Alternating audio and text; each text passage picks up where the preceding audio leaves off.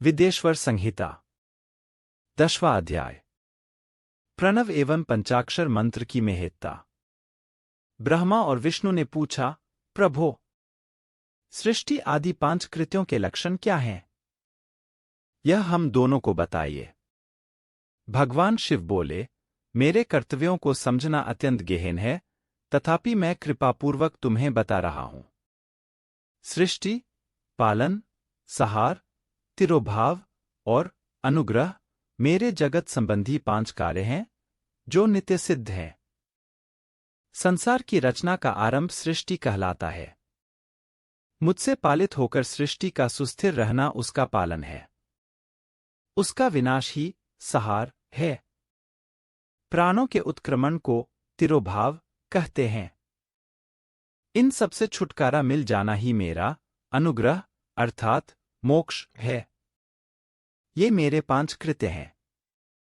सृष्टि आदि 4 कृत्य संसार का विस्तार करने वाले हैं। 5वां कृत्य मोक्ष का है। मेरे भक्तजन इन 5 कार्यों को 5 भूतों में देखते हैं। सृष्टि धरती पर, स्थिति जल में, संहार अग्नि में, तिरोभाव वायु में और अनुग्रह आकाश में स्थित है। पृथ्वी से सबकी सृष्टि होती है। जल से वृद्धि होती है। आग सबको जला देती है। वायु एक स्थान से दूसरे स्थान पर ले जाती है और आकाश सबको अनुग्रहित करता है। इन 5 कृत्यों का भार वहन करने के लिए ही मेरे 5 मुख हैं। 4 दिशाओं में 4 मुख और इनके बीच में 5वां मुख है। पुत्रों, तुम दोनों ने मुझे तपस्या से प्रसन्न कर सृष्टि और पालन 2 कार्य प्राप्त किए हैं।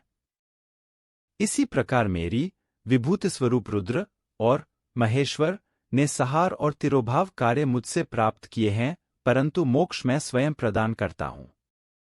मैंने पूर्वकाल में अपने स्वरूपभूत मंत्र का उपदेश किया है, जो ओंकार रूप में प्रसिद्ध है। यह मंगलकारी मंत्र है। सर्वप्रथम मेरे मुख से ओंकार प्रकट हुआ, जो मेरे स्वरूप का बोध कराता है। इसका स्मरण निरंतर करने से मेरा ही सदा स्मरण होता है। मेरे उत्तरवर्ती मुख से अकार का, पश्चिम मुख से उकार का, दक्षिण मुख से मकार का, पूर्ववर्ती मुख से बिंदु का तथा मध्यवर्ती मुख से नाद का प्रकटीकरण हुआ है। इस प्रकार इन 5 अवयवों से ओंकार का विस्तार हुआ है। इन 5 अवयवों के एकाकार होने पर प्रणव नामक अक्षर उत्पन्न हुआ। जगत में उत्पन्न सभी स्त्री पुरुष इस प्रणव मंत्र में व्याप्त हैं। यह मंत्र शिवशक्ति दोनों का बोधक है। इसी से पंचाक्षर मंत्र नमः शिवाय की उत्पत्ति हुई है। यह मेरे साकार रूप का बोधक है। इस पंचाक्षर मंत्र से मातृका वर्ण प्रकट हुए हैं, जो 5 भेद वाले हैं। इसी से शिरोमंत्र सहित त्रिपदा गायत्री का प्राकट्य हुआ है। इस गायत्री से संपूर्ण वेद प्रकट हुए और उन वेदों से करोड़ों मंत्र निकले हैं। उन मंत्रों से विभिन्न कार्यों की सिद्धि होती है। इस पंचाक्षर प्रणव मंत्र से सभी मनोरथ पूर्ण होते हैं। इस मंत्र से भोग और मोक्ष दोनों प्राप्त होते हैं। नंदिकेश्वर कहते हैं, जगदम्बा उमा गौरी पार्वती के साथ बैठे महादेव ने उत्तरवर्ती मुख बैठे ब्रह्मा और विष्णु को पर्दा करने वाले वस्त्र से आच्छादित कर उनके मस्तक पर अपना हाथ रखकर धीरे धीरे उच्चारण कर उन्हें उत्तम मंत्र का उपदेश दिया। 3 बार मंत्र का उच्चारण करके भगवान शिव ने उन्हें शिष्यों के रूप में दीक्षा दी। गुरुदक्षिणा के रूप में दोनों ने अपने आप को समर्पित करते हुए दोनों हाथ जोड़कर उनके समीप खड़े हो जगतगुरु भगवान शिव की इस प्रकार स्तुति करने लगे। ब्रह्मा विष्णु बोले, प्रभो, आपके साकार और निराकार 2 रूप हैं। आप तेज से प्रकाशित हैं, आप सबके स्वामी हैं, आप सर्वात्मा को नमस्कार है। आप प्रणव मंत्र के बताने वाले हैं तथा आप ही प्रणव लिंग वाले हैं। सृष्टि, पालन, संहार, तिरोभाव और अनुग्रह आदि आपके ही कार्य हैं। आपके 5 मुख हैं, आप ही परमेश्वर हैं, आप सबकी आत्मा हैं, ब्रह्मा हैं। आपके गुण और शक्तियां अनंत हैं। हम आपको नमस्कार करते हैं। इन पंक्तियों से स्तुति करते हुए गुरु महेश्वर को प्रसन्न कर ब्रह्मा और विष्णु ने उनके चरणों में प्रणाम किया।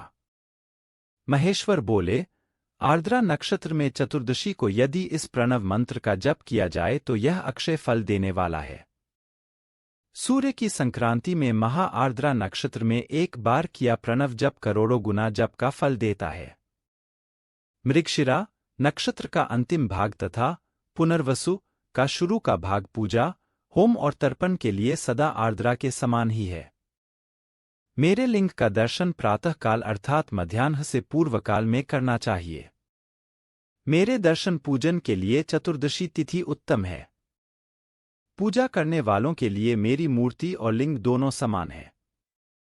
फिर भी मूर्ति की अपेक्षा लिंग का स्थान ऊंचा है, इसलिए मनुष्यों को शिवलिंग का ही पूजन करना चाहिए। लिंग का मंत्र से और मूर्ति का पंचाक्षर मंत्र से पूजन करना चाहिए। शिवलिंग की स्वयं स्थापना करके या दूसरों से स्थापना करवाकर उत्तम द्रव्यों से पूजा करने से मेरा पद सुलभ होता है। इस प्रकार दोनों शिष्यों को उपदेश देकर भगवान शिव अंतर्धान हो गए।